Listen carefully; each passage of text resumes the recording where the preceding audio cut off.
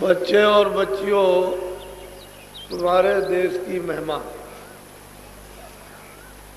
जो अनामी पुरुष है, जितनी गिनती भारतवर्ष में वो सब खत्म, और भी गिनती उसमें जोड़ दो वो भी खत्म। ये अनामी पुरुष की ये काया कितनी बड़ी है, सब गिनतियां खत्म,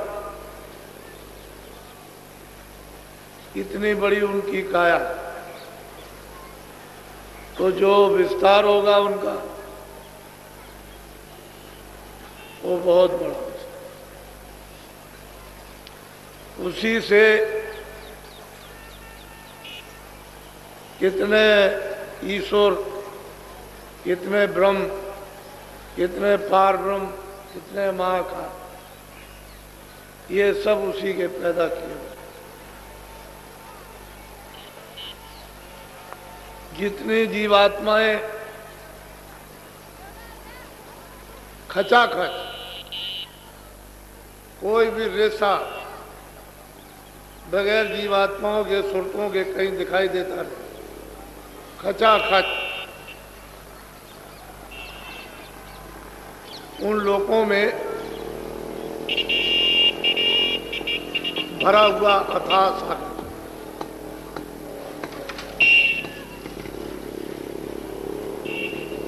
जो वहाँ की जो सुरतें वहाँ रहती हैं, उनके लाखों लाखों ब्रह्मों के बराबर, यानी एक एक सूरत में प्रकाश है। वो ब्रह्म और ईश्वर की वहां कोई महिमा नहीं, वो पार ब्रह्म की वहां कोई भी महिमा नहीं। वो एक सूरत, एक एक सुरतों का, एक एक जीवात्माओं का इतना इतना प्रकाश, ये कुछ नहीं। ये सारी जीवात्माएं वहीं से आई। जब उन्होंने अपने से अलग रचना का विस्तार किया तो पहले अगम लोक मंडल बनाया, वहां अगम पुरुष को स्थापित कर दिया। उनकी महासंघ से भी ऊपर की ये उनकी काया है। फिर उन्होंने अलग लोक स्थापित किया, अलग पुरुष को वहां बैठा दिया। उनकी थोड़ी ही कम ऐसी उनकी काया। फिर सतलोक उन्होंने स्थापित किया, सतपुरुष को बैठा दिया। ये अनामी पुरुष ने ये तीनों लोगों की अपनी स्वेच्छा से स्थापित, और वो तीनों लोग एक रस है, एक रूप है, एक रस है, स्थिर है, अस्थायी है, परिवर्तनशील नहीं। सतलोक से, सतपुरुष से ये विस्तार है। तो जितनी जीवात्माएं सतलोक में खचाखच भरी हुई है, वो सब लाखों लाखों एक सूरत ब्रह्म की अस्थि। ब्रह्म में कोई अस्थि नहीं, ईश्वर में कुछ नहीं। ये तो वहां का खेल होता। फौरन उड़ी, और उन्होंने इतने देखते देखते एक पलक के मारते इतने बड़े बड़े महल बना दिए कि खरबों योजन ऊंची। उस देश की अर्वचनीय महिमा, ये सब जीवात्माएं वहीं से लाई गई। सतपुरुष ने जब अपने से ईश्वर ब्रह्म और पार ब्रह्म महापाल पुरुष को अलग किया मंडल बनाकर, तो इन सब लोगों ने अपने अपने मंडलों में तपस्या की, और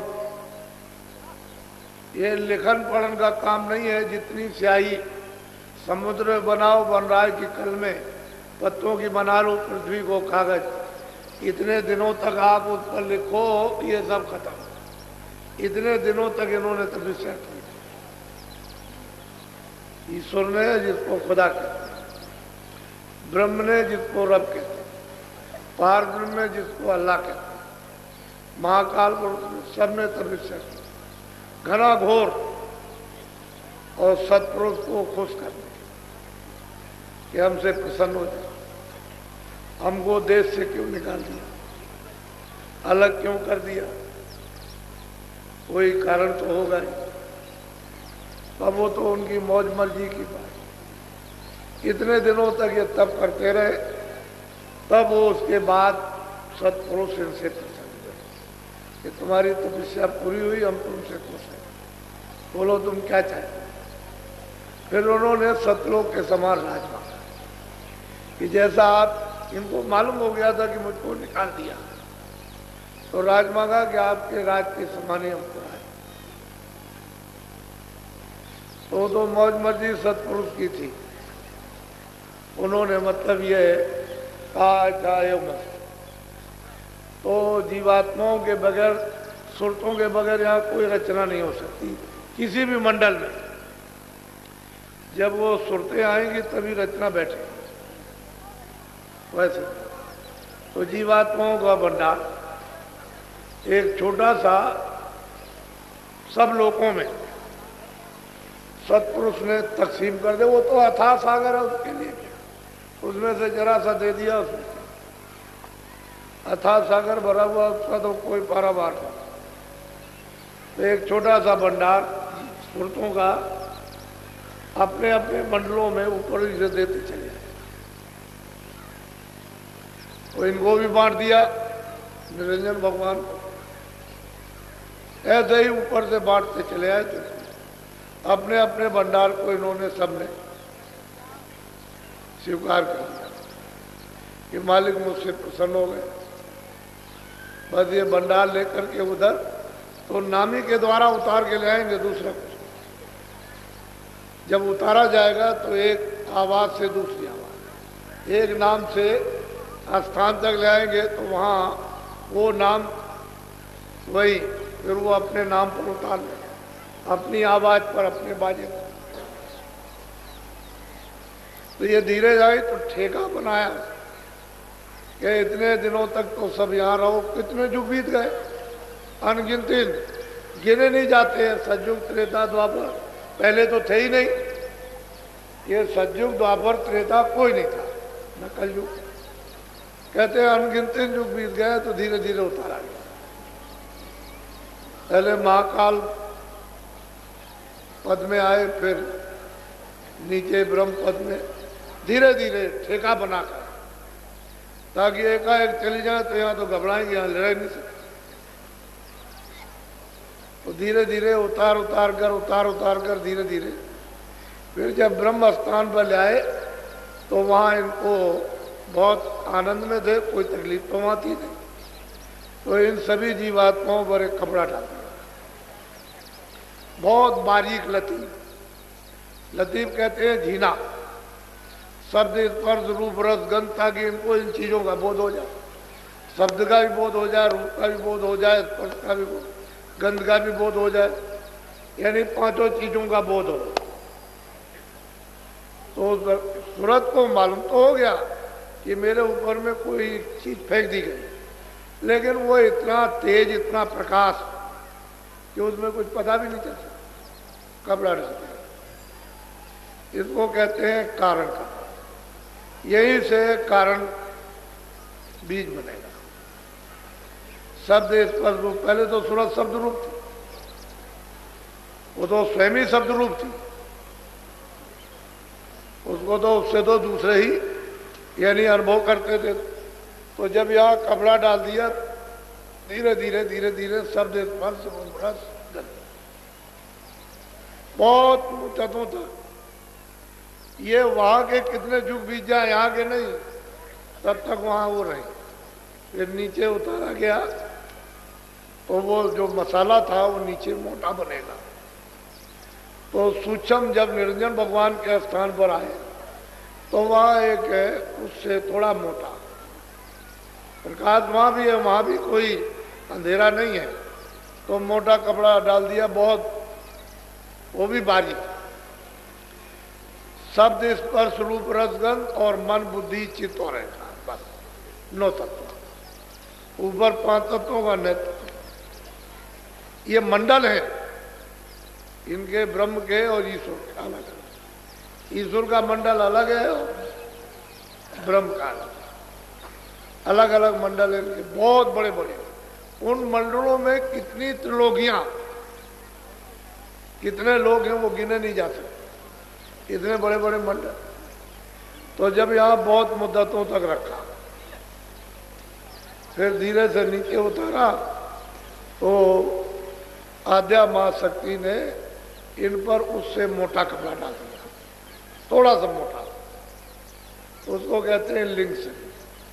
जैसे स्वर्ग वैकुंठ में तो 9 तत्वों का कपड़ा डाला, 10 इंद्रियां, चतुसंताकरण, मन बुद्धि चित्त और अहंकार, और 3 गुण, रजोगुण तमोगुण सतोगुण। अब वो देखिए कि वो कारण शरीर तो सूक्ष्म में चला गया और सूक्ष्म शरीर लिंग में चला गया, और फिर उसके बाद में जब यहाँ उतारा मृतलोक में, उसी आवाज के द्वारा, बाजों के द्वारा, तो जीवात्माओं को यहाँ ले आए। तो सबसे नीचे वाली आवाज है घंटा से, इसको पकड़ के जब यहाँ उतारा गया तो माँ के पेट में खोल तैयार करके, और उन्होंने जब 5 महीने का हो गया तो सूरत को दोनों आंखों के बीचों बीच उस खोल में बैठा दिया। तो ये खोल क्या, 5 तत्वों का, जल पृथ्वी अग्नि वायु आकाश, ये तो 5 का हो गया। उसके अंदर वाला 9 तत्वों का हो गया। फिर उसके अंदर जो है वो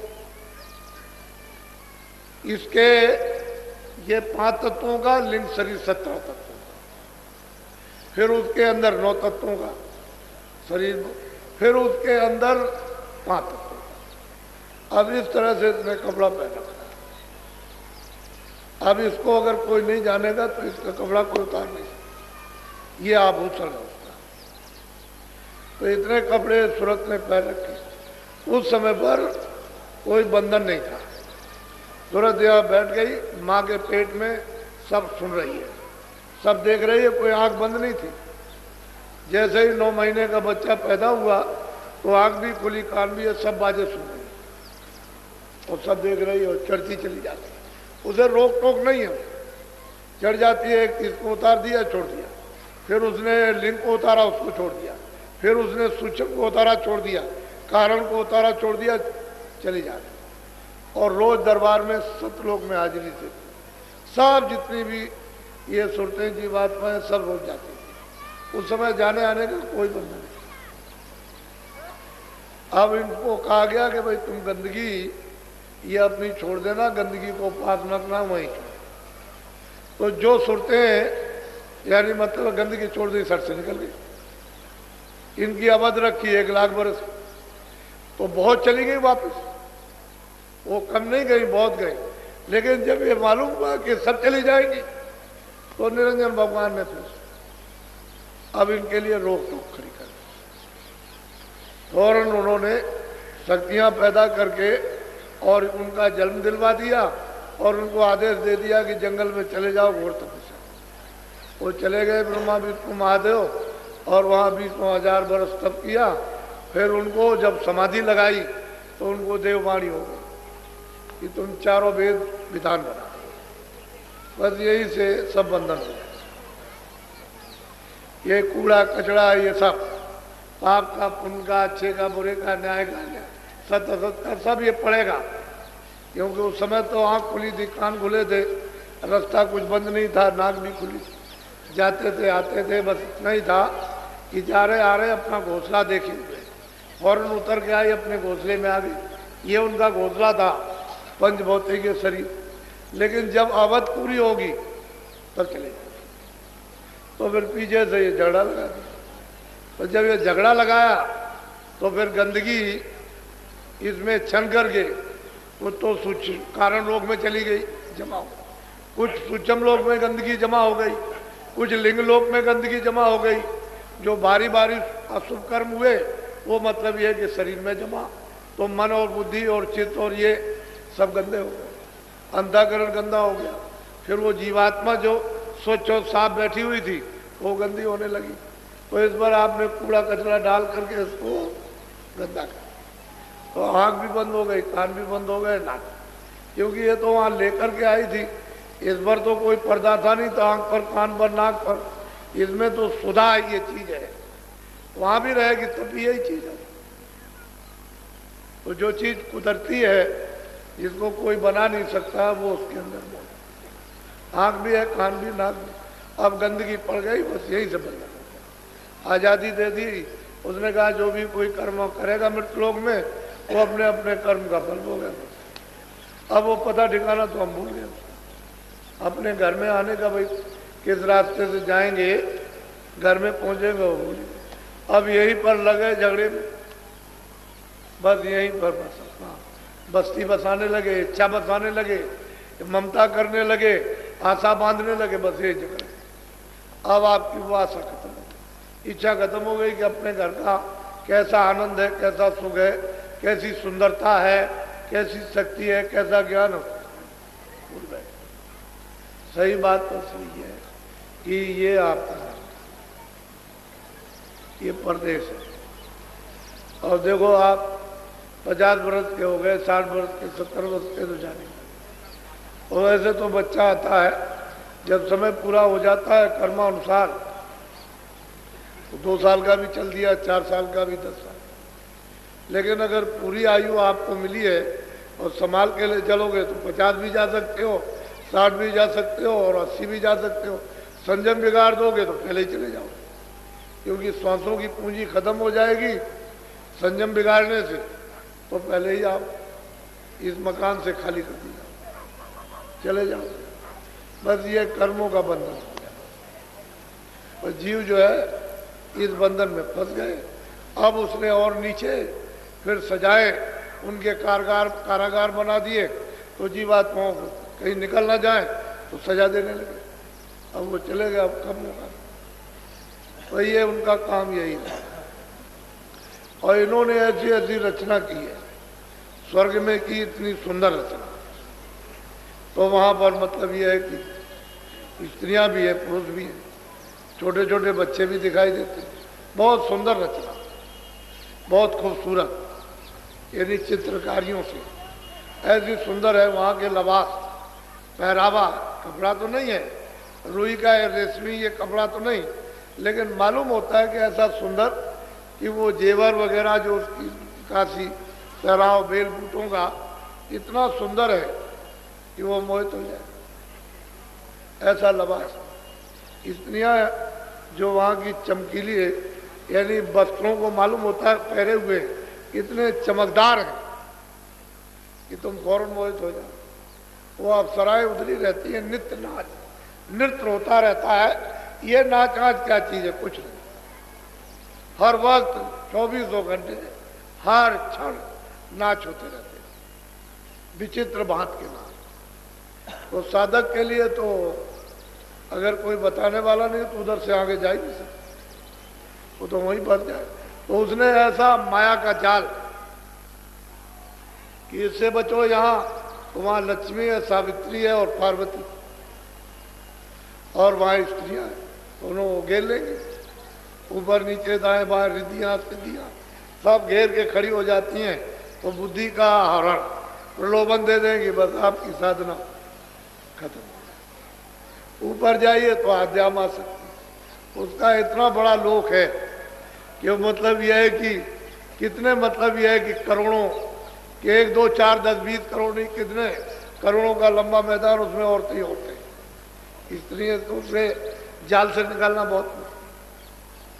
ये स्वर्ग वैकुंठ में कुछ नहीं है, जो आद्या महाशक्ति लोक में जो देवियां हैं, ऊपर में पुरुष है, निरंजन भगवान विराज, वो काहे को जाने देंगे किसी को। उनके ऊपर में वो माया वो सबको रोके रहती है, उसका भी माया रूप, स्त्री का रूप है वो भी। उसकी सुंदरता अनोखी विचित्र है, ऐसी सुंदर और मोहित करने वाली कि तुम्हारे ऐसे कितने मतलब ये है कि सब फना हो गए, वो जा ही नहीं सकते। फिर उसके ऊपर में ब्रह्म है, उसका मतलब ये। तो चीज ये है कि अंदर का राज किसी को पता ही नहीं, वो जानते ही नहीं। और आप क्या आपको मालूम है संसार में आप जब तक महात्मा नहीं मिलेंगे ये जीव बेचारा क्या करे?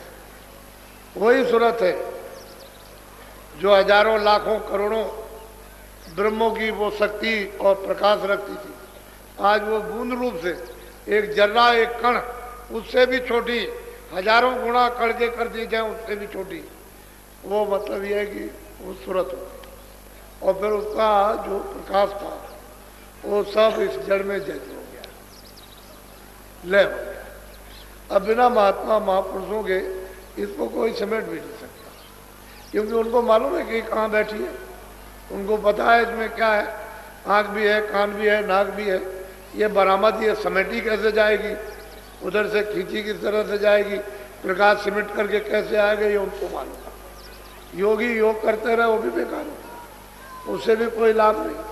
प्राणायाम किया नीचे से तो यहाँ आंखों के सामने आएगा वो, फिर यहाँ से ऊपर जाना तो वो मेहनत 60 बरस 70 बरस 80 बरस की बेकार हो गई, क्योंकि यहीं तक आना नीचे से फिर ऊपर जाना।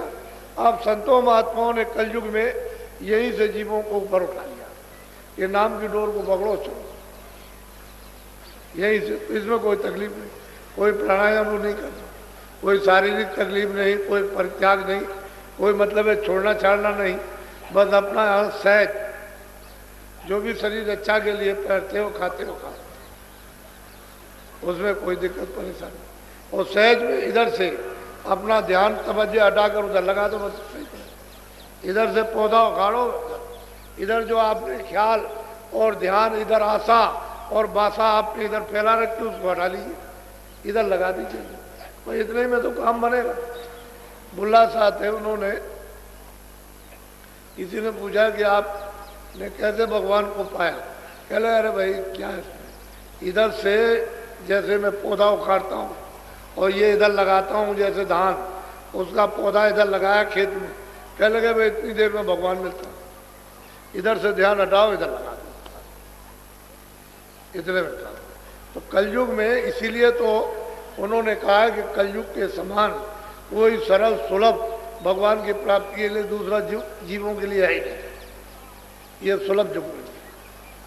फिर इसमें महात्माओं का पदार्थ, ऊपर से सत्पुरुष ने उन संतों को भेजा कि जाओ जीवों को ले आओ, जगा के, चिता के, समझा के, प्यार करके, हर तरह से उनके सब सुन के, साफ सुथरी करके अच्छी तरह से उनको धो धा के ले आओ।